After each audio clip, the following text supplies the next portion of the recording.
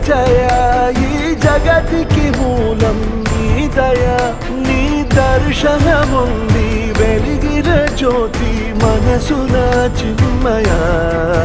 పరమాణు